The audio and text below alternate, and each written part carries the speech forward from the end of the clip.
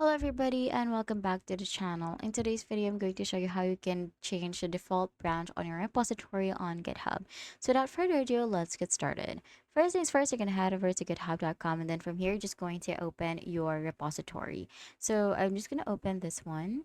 And then from your repository, you're just going to tap on the settings tab right here at the top of the screen. And then from here, you can see this default branch section under the general or like under the general tab. Now, from the default branch, you can see that my main name of my default branch is main. So you can change this. Like, let's say I want to rename this into master. So I'm just going to type in master right there, and then I'm going to click on rename branch. You're gonna verify it, and then you're just gonna click on rename branch once again to confirm, and it's gonna be saved.